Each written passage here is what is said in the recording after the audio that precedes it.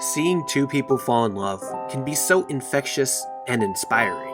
It's why millions are so drawn to romantic media like romance movies, fluffy fan fictions, and dating simulators. Love provokes that special feeling that can't be replicated. It's beautiful. Fire Emblem is one of those series that gives gamers a surge of romantic serotonin. It makes us feel good when we freely pair characters up with others. Watching love blossom between the most different of personalities, or sometimes the most similar. The beauty is in the evolution of the love, how the intimate feelings surface. This journey is what we're breaking down today. How to go from strangers to life partners, from acquaintances to companions, from Chad and Stacy to Romeo and Juliet. We're going to observe what the hit series, Fire Emblem, says about dating and how to win the heart of someone near and dear to you. We're going to do this by putting a magnifying glass, mostly over support chains, to find out what the writers are telling searching singles to do. These are 5 dating tips, according to Fire Emblem.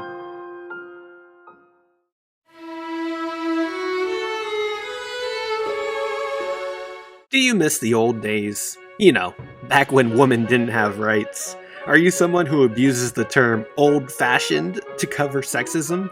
Then I've got some advice for you. Bake a pie.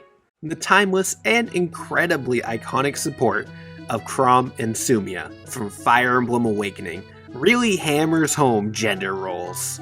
If you're a woman looking to instill some traditional and outdated gender roles in your upcoming partnership, bake that man a pie. Let's eat! Chrom and Sumia's support begins with Sumia being quite worried for Chrom's health after he trips on a pebble. Those damn pebbles. This support begins sweet, but gets sweeter when a delicious dessert comes into play. The B support, the A support, and even the S support begins with Sumia presenting a pie to her blue baby. While this support screams 1950s sitcom with its gender roles, there is some truth to it. Regardless of gender, surprise that special someone with a pie. Make it their favorite flavor as well. That will surely plant a happy memory in their mind and a warm feeling in their heart. And if you don't know how to bake a pie, well, it can't be too difficult.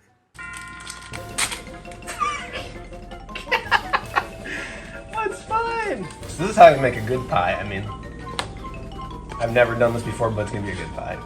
Alright, call up mommy because we got the milkers. It's a mess. Jesus. It's fine. If someone gave me this pie, and they would win my love personally. I don't know about you. Let's pour this into the tin. Oh, the best. Look at that. Oh, that's looking like a good pie.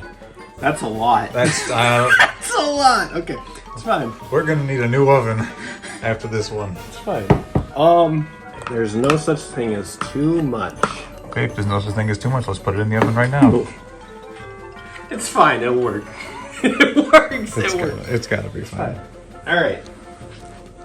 Then once you have everything all good, you don't have to use this. This is optional. You put in the oven for 5 minutes. Okay, so you're not supposed to put in the oven. You're supposed to put in the fridge. Good notes for the future.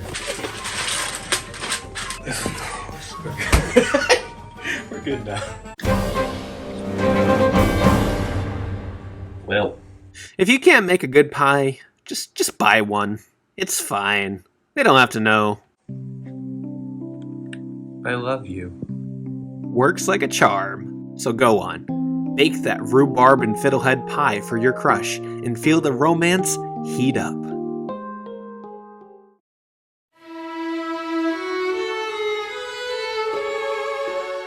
We all know someone who hits on the most attractive person in the room. The one who shoots their shot, replies to every thirst trap on social media in hopes of a response. That one friend who's unbelievably desperate for some lovin'. We all know a Niles Fire Emblem. Niles is the kind of dude who will woo you by singing Ed Sheeran, but won't actually mean any of the lyrics. Niles from Fire Emblem Fates is a very interesting man, and a popular one. Very popular.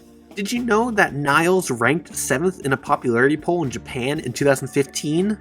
This man Norian Niles, this bisexual bum? Most popular? Sure, whatever. I bring Niles up because in this day and age, someone being publicly horny is as common as stop signs. He's relatable to those who actively share their erotic stimulus, which the developers and intelligence systems took advantage of while making the 3DS games because they wanted to bring the series back from the grave. As for the actual supports, in each one, Niles is lewd and trying to get people nude. Okay, it's not all that. Niles has this dark, broody side to him. He has a very damaged childhood that he likes to pretend to hide, but jumps at any opportunity to tell someone about it. He knows he's damaged. He knows he's irreparable, and he owns that. I respect his surprisingly chipper attitude, dark, mysterious past, brooding, sexy, horny, damn. All qualities that make up a high schooler's wet dream.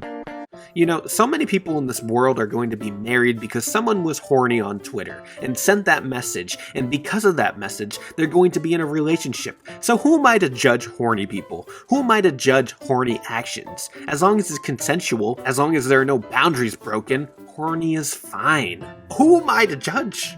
Who am I to judge? Be horny. It's only human. Send that DM. Make that Twitter reply. Quote retweet that picture of a cute person with, "Hey, LOL." Don't cross boundaries, okay? Respect people. Honestly, I read all the Niles quotes, and it's like reading the best of Twitter reply guys. Oh yes!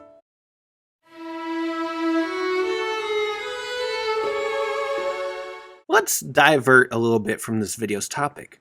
So far, we've covered supports from a Smash character and a horny boy.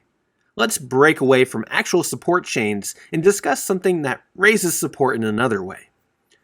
Fire Emblem 3 Houses introduced a lovely new event called Tea Time. Tea Time allows more intense bonding with characters one-on-one to climb the ladder of support ranks. It's a nice break from having them side by side on the battlefield, delivering lost items, or eating a meal with them. And this is far better than what Fates offered in the Japanese version. Touching. This is why I don't tell people I'm a Fire Emblem fan. During tea time, you're presented with a variety of conversation topics with your character of choice, from military tactics to monastery gossip. Unfortunately, there's no actual substance to these conversations, so we'll never actually get to hear about Becky's drama with Stephanie. And they were roommates. Oh my god, they were roommates. Tea time is an absolute favorite mechanic of mine. Wouldn't it be brilliant for an actual date in real life? You could have 3 riveting conversations that deepen your bond with someone special. Thank you. It smells delicious.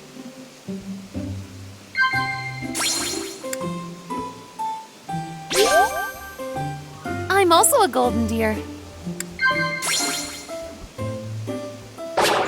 Actually, I love Fates.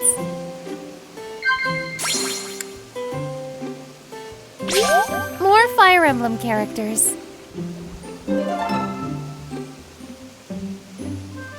Thanks for the tea. Let's do this again sometime. So if you haven't learned how to make tea, you better Google it. It's very simple. I believe in you. Kermit can do it.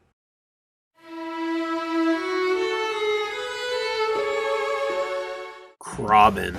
Another Chrom support makes this list? That really cements the himbo title for our prince. The pairing of Chrom and Robin, female Robin specifically, took the world by storm when Fire Emblem Awakening released in 2013. Most people move on from their pairings as years go on, but not Chrom fans. No sir. Chrom is still one of the most popular pairings, if not the most popular one in the Fire Emblem community. So what can we take away from their romantic dive into partnership? Well, Chrom and Robin's support begins with Chrom transcending gender and treating Robin as a normal human being, as he should. And then he mucks that up and spews some classic sexist remarks about women and fighting, and Robin, female Robin only, has problems with. Then Robin, The woman riffs gender equality even more by stating that talking to a lady has to be more elegant and gentle because sexism. But that's fine because they proceed to threaten to hit Chrom with a rock. Poor Chrom. Rocks have really got it out for him. So lesson number 1 for straight men looking for a woman. Treat them like a lady. Love the sexism. The support chain then takes an abrupt nosedive in quality because this is how they go. Hey, babe. Babe, what's the towel? You scared me. Chrom walks in on Robin, the woman, bathing because he's a bumbling idiot. Then Robin, the opposite sex of Chrom, walks in on Chrom bathing because they're a bumbling idiot. And in the end, they had both seen each other's goods. Honestly, that's kind of relationship goals. And then their final support, the S support, shows that they were totally into seeing each other exposed the whole time. Don't you just love it when accidental perverted moments are secretly consensual? Oh, anime loves it. What can we learn from these supports? Maybe intentionally walk in on someone who's bathing? Perhaps make a sexist remark? Ooh, this support sure is filled to the brim with that P word. Instead, let's flip this around on tips that you should not do if you're looking to get into a relationship with someone. Tip number 1, don't be sexist. Tip number 2, do not hit people with rocks. Words are stronger. Tip number 3, recognize when you're entering an area where someone could be exposed. Tip number 4, don't be a creep. And finally, tip number 5, understand that the game is fiction and this would never actually happen.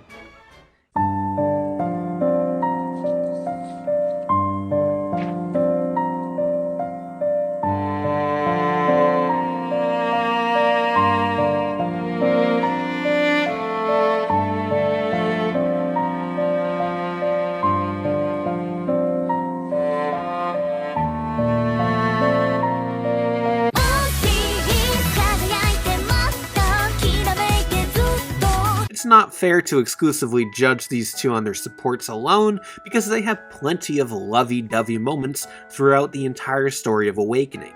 Despite me being a hardcore Chrederick shipper, Chrom and Frederick, I fully concede that the writers wanted Chrom to bone this bird, and they're pretty cute together.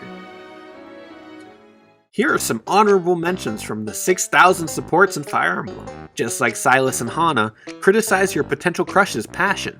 It worked for them.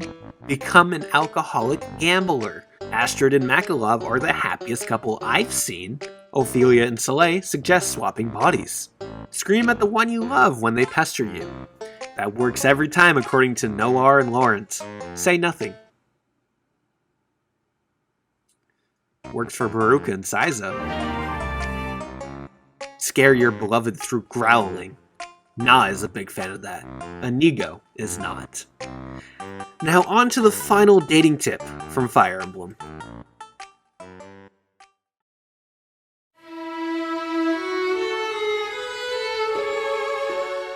Clearly, Intelligent Systems has been sneaking us dating tips in recent years. Maybe they're big advocates for reversing the declining birth rate. Who knows? But they're pushing love, and it's great. One game in particular pushed a specific message. You already know what it is. You can't go into a Fire Emblem video that's centered around love without bringing this up. Incest.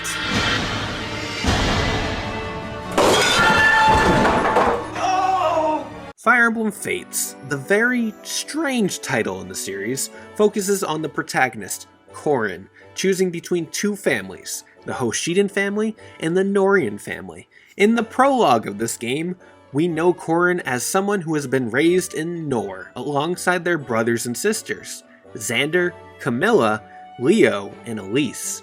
But Corrin soon learns that they were actually born in Hoshido, and their real family is composed of Ryoma, Hanoka, Pineapple, and Sakura. And these two countries are at war. So Corrin must pick a side and fight against the other. A great setup, honestly. It's a great premise. I could talk about all the things that I think Fates did well in, and did not do well in, but I'll save that for another time. Today, we're talking about romance. Depending on which side you pick, your family members are romance options. Oh no!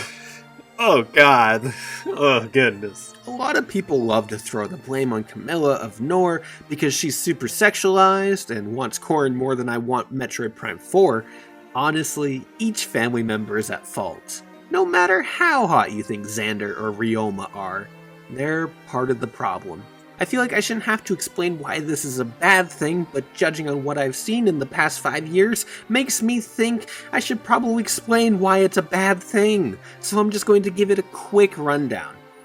Since Corrin grew up with the Norin family, they are more family than the Hoshiden family, who is supposedly the blood-related family, and even though you find out that they eventually aren't, it's still pretty weird to date someone who you once considered to be blood family.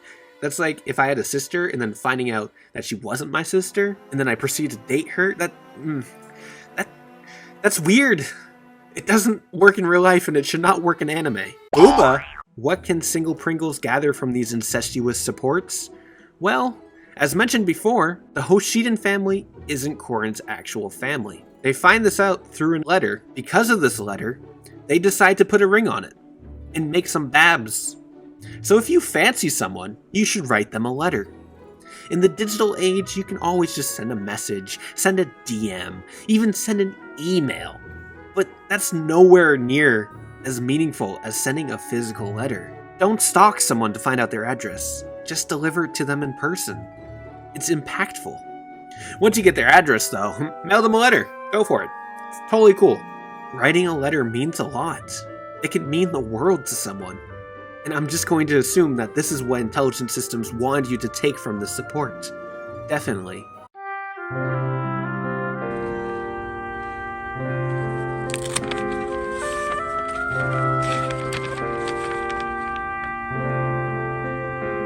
Incest is gross and weird. Icky. Yuck. I know this is a very heavy request, but can you please stop fetishizing incest, Japan? And stop fetishizing underage girls? That would be really great, and it would be a lot easier to recommend a lot of games that I played to other people. Thanks. So let's recap. I love you. Quote retweet that picture of a cute person with, "Hey, LOL." Thanks for the tea. Let's do this again sometime. Tip number 4. Don't be a creep. With those dating tips, you can finally get yourself in the relationship of your dreams. You can finally be happy with someone. Don't just take it from me, the lonely single dude on YouTube. Take it from the Chads at Intelligent Systems. And hey, if you can't seem to find someone, that's okay. There's no need to rush into partnership. And besides, you can just always marry the imaginary friend who lives inside your head. I love you. Among Us.